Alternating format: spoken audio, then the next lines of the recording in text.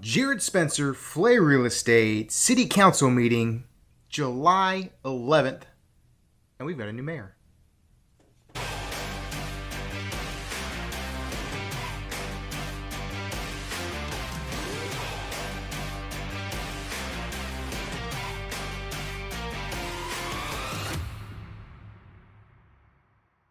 Now, the meeting started off with a presentation of explorers. Now, what the explorers are actually a couple officers for the VPD that really help take youth 14 to 18 out and about and see what it's really like to be an officer. They go on trips. They take them to Austin. They really help prep those people that have the ideas, or the kids have the ideas of becoming a police officer, and give them a little bit of the experience and some of the knowledge and training early on.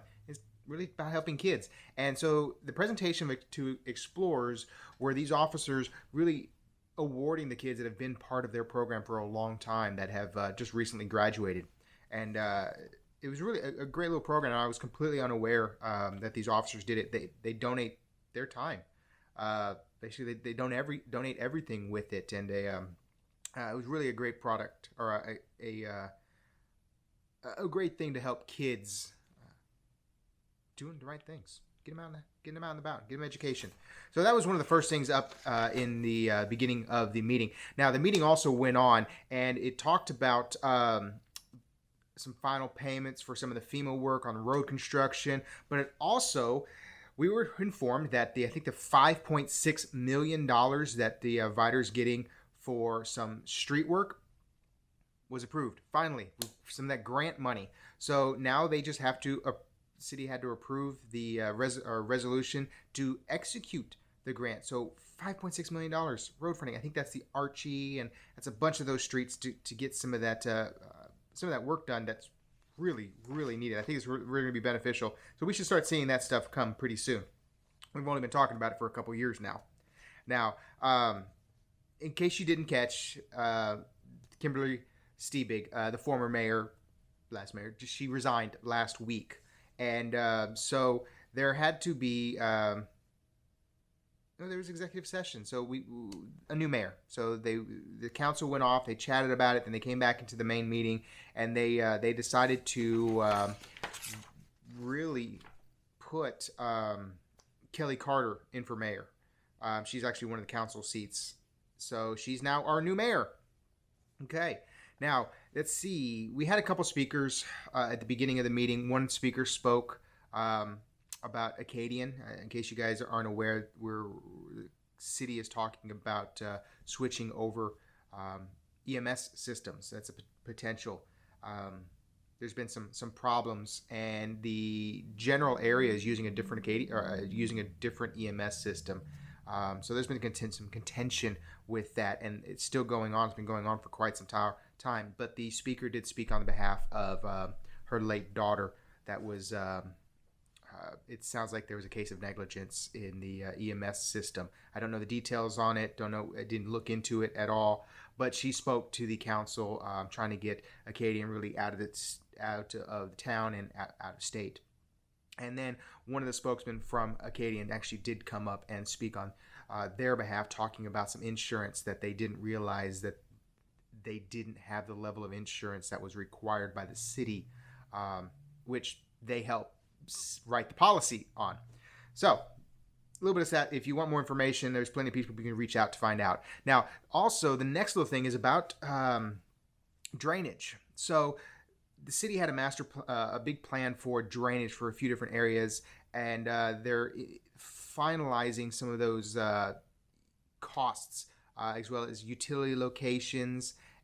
And this is on Lamar Street, I believe. So Lamar Street. So the low to Lamar is supposed to get some drainage work done, and there's 17 houses there that are going to be affected by the drainage. So the city is going to get out there, or the drainage is going to get out there, inform those houses, hey, we've got this going on, so that way they don't just wake up one morning and their yard's torn up. So hopefully we'll get a little bit better drainage in Green Forest. Green Forest is the area behind Market Basket, and that road all the way from Low, which is from 105 into Green Forest, that's by the vet clinic and the church. It's going to be there all the way to I-10. Now, the next thing is they're supposed to be putting a new culvert in at the I-10 feeder area for that neighborhood. And all these kind of things have to go together. They have to work at the same time, because one without the other is not really beneficial. So they needed a 10-foot easement into the back of the shopping center area for that culvert, and that's what they're working on. So that neighborhood should see some reprieve here in the not too distant future. Now, they also talked about some of the boxes. We noticed some of the big boxes that are run underneath I-10 getting cleaned out. And I think there was 3 of them that were done. They were 70-80% full of muck and just debris. So those got cleaned out, but we have quite a few more. And one of the questions raised up was how many that are not inside city limits, that are just along, on the way to Beaumont, that need to be cleaned out as well, that aren't getting any attention. So if you happen to see some of those boxes, bring it to our attention. We'll get it over to TxDOT. We've got connections, and say, hey, this is a major drain area, and it's not draining. Okay. Let's see. Now, last meeting we talked about a pedestrian issue about wearing orange vests for the people at nighttime. So some of the walkers. Now, this is kind of twofold. If a person's walking on the street at nighttime, there's a lot of areas where they're just not visible until the last second, and it's very dangerous. And we've had 4 instances where they were hit, and we had one fatality, one permanently disfigured, and then some critical conditions, I believe. So the city council agreed to move forward on making this an ordinance that if you're walking on the main streets at nighttime, you need to wear some sort of reflective material or one of those orange vests. And also that'll help if there's people walking in the dark that shouldn't be walking in the dark. There's probable cause to stop them now because they're not doing what they're supposed to be doing. That was the bulk of the meeting. Let me make sure on all my notes, because I do write a few little notes. That was last little bit. Robbie Hood, we had a little reception for Robbie Hood, welcoming him into the city. And so Robbie Hood, in case you haven't seen my interview, check my page out with a little interview with him. He is the new Vidor city manager, and you probably like him. So hopefully we can get some stuff going on. If you have a problem or something that needs to be addressed, reach out to him. That's what he's here for. And hopefully we can get some of these issues that we've got around town taken care of. Guys, Jerad Spencer, Flair Real Estate. If you've got questions, concerns, comment below, like, share. Let us know what we can do to help to make Vidor the place you're proud to call home. Talk to you soon.